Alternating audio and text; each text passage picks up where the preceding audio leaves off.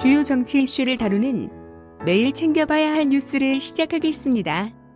홍준표는 하늘이 준 마지막 기회라며 대권 도전을 시사했고, 유승민이는 어제 방송에서 소개한 대로 2022년 대선이 마지막 정치 도전이라고 개코 같은 소리를 늘어놓았으며, 총선 참패로 당대표직에서 사퇴한 황교안도 사퇴가 은퇴를 뜻하는 건 아니다라며 대권 도전 의지를 보이고 있습니다. 이들은 최근 여론조사에서 1%짜리 대권 후보라는 공통점이 있는데요. 솔직히 유승민, 원희룡, 홍준표, 우파 유권자들에게도 인정받지 못하고 호불호가 갈리는 이런 사람들이 대권 주자 깜냥이나 된다고 생각하십니까? 한편 좌파 정치권에서는 이낙연이 당권 도전을 시사했는데요.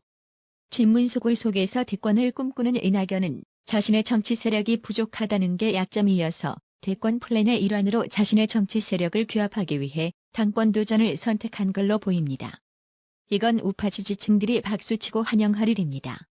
왜냐고요? 이낙연이 비록 당적은 친문이 득세하는 좌파 민주당에 속해 있지만 정치 태생을 보면 운동권 출신도 친문 세력도 아니죠. 때문에 앞으로 친문 세력과 대권 쟁탈전을 치열하게 벌일 수밖에 없습니다. 현재 정권 연장 차원에서라도 친문 세력을 대권 후보로 밀고 싶은 문재인은 이낙연의 대권 행보가 눈의 가시처럼 여겨질 겁니다. 하지만 문재인의 속내를 누구보다 잘 아는 이낙연은 가슴에 비수를 숨기며 문재인에게 대권 후보로 인정받으려는 노력을 당분간 계속할 겁니다. 과거 차기 대권 후보 1위에 올랐던 김무성이 조급함을 드러내며 대권 후보 대접을 받으려고 대선 2년 정도를 앞둔 상황에서 박근혜 대통령과 대립관계를 형성해 스스로 나락으로 떨어진 어리석은 행동을 이낙연은 하지 않을 게 분명합니다. 이제 우파 지지층은 이낙연과 친문 세력과의 한판전을 전략적 차원으로 접근해 바라보아야만 합니다. 내년 4월까지 통합당을 이끌게 된 김종인 비대위는 보수나 자유우파를 더는 강조하지 말 것을 당부하면서 일반적 변화가 아닌 엄청난 변화만이 대선 승리의 길이라며 대대적인 당 쇄신을 예고했는데요. 한마디로 이념캐 무시하고 중도 실형 노선을 걷겠다는 뜻입니다. 우파 정당의 이미지가 엷터진 통합당은 더 이상 우파 가치를 대변할 우파 정당이 아닌 겁니다. 이런 상황에서 딱 깨놓고 말해 유승민이나 이낙연이나 우파 지지층 시각에서 바라볼 때 별 차이 없는 겁니다. 현재 대한민국을 가장 위태롭게 만드는 건 종북주사파, 운동권 출신 부류들 아니던가요? 우파 가치를 내던진 통합당 행보가 웃기는 게 우파 유권자는 대선에서도 변함없이 자신들을 절대적으로 지지해주리라 믿는 모양입니다. 민경욱 의원은 페이스북을 통해 저는 정치인이니까 저의 정치적 소견을 밝히겠습니다. 유승민은 의리가 없고 정치적 잔재주에 능한 사람입니다. 저는 그의 정체를 청와대 대변인 시절과 두 번의 선거 과정을 통해 파악할 수 있었습니다. 그의 손에 대한민국의 운명을 맡기는데 반대합니다라며 유승민에게 돌직구를 날렸습니다. 지난 4.15 총선 부정선거 의혹에 대한 진상규명 촉구 움직임이 범국민적 시위로 확산되는 모습입니다. 최초 일부 우파층의 움직임에만 그쳤으나 점차 젊은 층으로 확대돼 현재는 고등학생부터 대학생, 청년 직장인 등이 주도하는 범국민적 시위로 확대됐습니다. 오는 29일, 30일 서울, 부산, 대구, 대전 등에서 전국 부정선거 규탄 플렉 시위가 동시다발적으로 열릴 예정이어서 부정선거 의혹에 대한 진상규명 목소리는 힘이 실릴 전망입니다.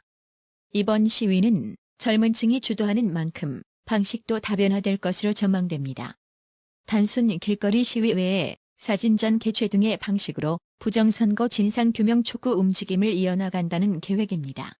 우한갤러리 소속 한 대학생은 다음 집회에서는 부정선거 관련 길거리 사진전을 개최하는 등 국민들에게 사실을 알리기 위한 효과적인 방법을 사용할 것이라고 밝혔습니다.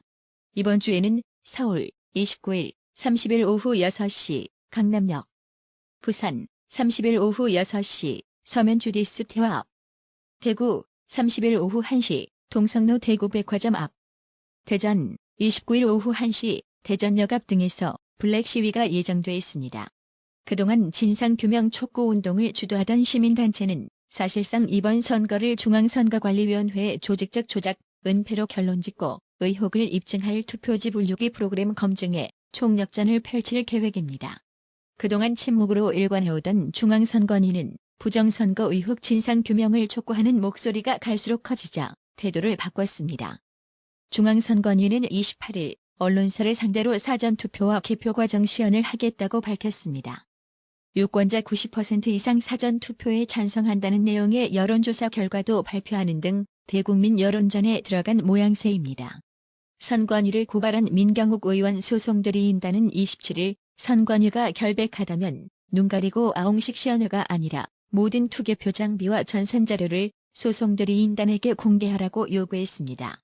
대리인단은 현재 전국 125개 지역에서 제21대 국회의원 선거 무효 소송이 대법원에 접수되어 해당 지역 선관위원장들이 피고 당사자로서 소송 진행 중에 있고 이들은 철저히 중앙선관위의 통제를 받고 있는 점에서 중앙선관위 역시 소송 당사자에 해당한다며 중앙선관위 조혜주 상임위원을 비롯한 핵심 관계자들은 개표 결과 조작 등 부정선거 의혹으로 후보와 변호사, 시민단체들에 의해 검찰에 고발된 피의자 신분이라고 지적했습니다.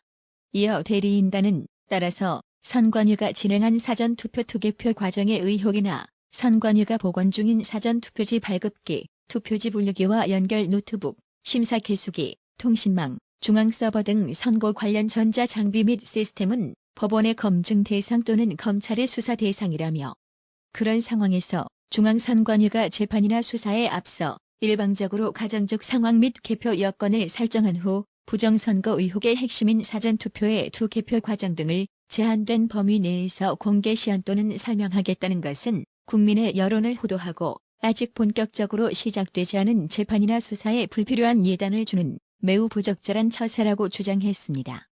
또 대리인단은 중앙선관위는 선거 사후 검증에 관한 국제 기준을 따라서 의혹을 떳떳하게 해소하여야 한다. 이미 한국의 부정선거 의혹 문제는 국제적인 관심사로 떠오르고 있다고 지적했습니다. 대리인단은 중앙선관위가 시연 또는 공개를 해야 할 내용은 언론에 보도된 정도의 기초적 수준이 아니라 투표지 분류기의 전산 작동 및 송수신, 사전투표지 QR코드의 리딩 방식의 시연과 QR코드와 투표지 분류기 심사 계수기의 소스 파일, 프로그램 및 로그 데이터 등 심층 정보의 공개라고 강조했습니다. 따라서 선관위는 선거용 전산 장비 일체와 투표지 이미징 스캔 파일 등을 지금처럼 법원의 증거보전 대상에서 제외시킬 것이 아니라 법원과 검찰이 충분히 검증, 수사할 수 있도록 선관위가 먼저 해시값을 지정하는 포렌식 대상으로 낱낱이 제공하겠다는 전향적 입장을 밝혀야 할 것이라고 요구했습니다. 정의개혁연대 회계 부정 의혹 등에 휩싸인 윤미향의 향후 거취를 두고 국민 10명 중 7명이 사퇴해야 한다는 의견에 공감하는 것으로 나타났습니다. 27일 여론조사 기관 리얼미터에 따르면 지난 26일 전국 만 18세 이상 남녀 500명을 대상으로 윤미향의 향후 거취에 대한 국민 여론을 조사한 결과 사퇴해야 한다는 응답이 70.4%로 집계됐습니다. 반면 사퇴할 필요가 없다는 응답은 20.4%로 나타났고 잘 모름은 9.2%였습니다. 여기서 사퇴할 필요가 없다고 응답한 20%는 그저 진영 논리에 빠져 똥오줌 구분조차 못하는 좌파 골수분자라고 보면 되지 싶습니다. 윤미향의 향후 거취에 대해 전 연령대에서 사퇴해야 한다는 응답이 사퇴할 필요가 없다는 응답보다 높은 비율로 나타났으며 특히 20대에서 80.4%로 가장 높았습니다. 이용수 할머니의 회계 부정 폭로로 국민적 공분을 받고 있는 정의개혁연대는 27일 서울 종로구 주한일본대사관 앞에서 일본군 위안부 피해자 문제 해결을 위한 정기 수요 시위를 예정대로 열었습니다. 그런데 이날 참가자의 손에 든 피켓을 보니 조중동 폐간, 광주 정신기승이라는 문구가 보이네요. 이게 위안부 할머니들하고 뭔 상관이 있는 거죠? 온라인 누리꾼의 반응도 마찬가지였습니다. 온라인 누리꾼들은 수요 집회 참가자의 손 피켓 문구를 겨냥해 사진상 보이는 구호가 할머니 인권은 한 글자도 안 보이고 조중동 폐간, 광주 정신기승, 비핵화 구호이다. 어이가 없다. 정치색을 떠나 저게 당치 할머니 인권과 무슨 관계란 말인가. 피가 거꾸로 솟는다라고 격분했습니다. 진중권 전 동양대 교수는 27일 정의개혁연대 이사장 출신 윤미향 사태와 관련해 호미로 막을 걸 가래로 막는 꼴이 됐다고 비판했습니다. 진중권 전 교수는 이날 자신의 페이스북을 통해 법적인 판단과 상관없이 일단 드러난 사태만 갖고도 얼마든지 윤리적, 정치적 판단을 내릴 수는 있다며 민주당에서 쓸데없이 당선자의 유무죄를 묻는 사법적 게임으로 만들어버렸다고 했습니다. 진중권 전 교수는 국민 10명 중 7명이 사퇴 입장이라는 이날 리얼미터 여론조사를 언급하며 국민은 이미 윤미향의 국회의원이라는 공직을 수행하는 데에 적합하지 않다는 윤리적, 정치적 판단을 내렸다며 앞서서 이 문제를 처리했어야 할 민주당이 그 판단을 미루다가 결국 국민에게 넘겨버렸다. 공천을 준 건 자기들 민주당인데 책임을 국민에게 넘겨버린 것이라고 지적했습니다. 진중권 전 교수는 조국이 사태부터 이 같은 프레임이 예고됐다고 했습니다. 진중권 전 교수는 국민은 조국이가 공직을 담당할 자격이 안 된다는 윤리적, 정치적 판단을 내렸는데 공직자의 도덕성을 묻는 청문회에서 엉뚱하게 후보자의 유무죄를 가르는 사법의 기준을 들이대며 임명을 강행했다고 말했습니다. 참고로 조국이는 지난해 9월 국회 청문회를 전후해 딸 특혜 입학과 가족 사모펀드 운용 등 여러 의혹이 제기됐지만 청와대는 위법 행위가 드러나지는 않았다며 임명을 강행했습니다. 진중권 전 교수는 그때 그 일을 주도한 게 노무현 재단과 관련해 구설에 오르고 있는 윤건영이라고 했습니다. 조국이 청문회 당시 윤건영은 청와대 국정기획상황실장이었습니다. 그러면서 박근혜 대통령 탄핵 사건과 이번 사태를 비교했습니다.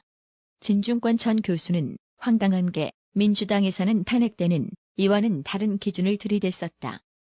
그때는 박근혜 대통령의 유무죄가 가려지기도 전에 탄핵을 주장했다며 탄핵 심판은 피고인의 유무죄를 가르는 형사재판이 아니라 공직자의 적격 여부를 가르는 행정심판이라며 민주당이 논리를 폈다고 했습니다.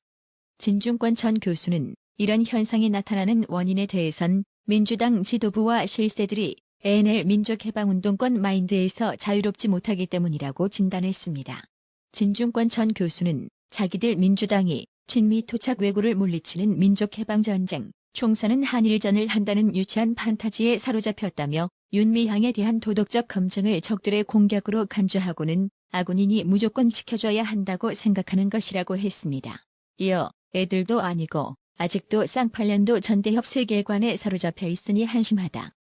지금도 이 난국을 돌파해서 이겨야 할 전투로 생각하고 있을 것이라고 지적했습니다. 이해찬 민주당 대표는 이날 윤미향에게 제기된 의혹에 대해 신상털기식 의혹 제기에 굴복해선 안 된다고 말했는데요. 국민들이 이런 몰상식하고 모렴치스러운 좌파 정치권의 회초리를 들어야 하는데도 표를 줬으니 앞으로 4년 동안 이 꼬라지를 무진장 많이 봐야 할 겁니다. 이성영님, 어려운 나라의 TV를 위해 구독료 후원해 주셔서 진심으로 감사합니다. 나라의 TV는 보다 더 양질의 컨텐츠를 생산하기 위해 자발적 구독료를 후원 형식으로 받고 있으니 많은 성원 부탁드립니다. 구독 그리고 알람 설정, 뉴스 영상 내용이 좋았다면 좋아요를 클릭해 주세요.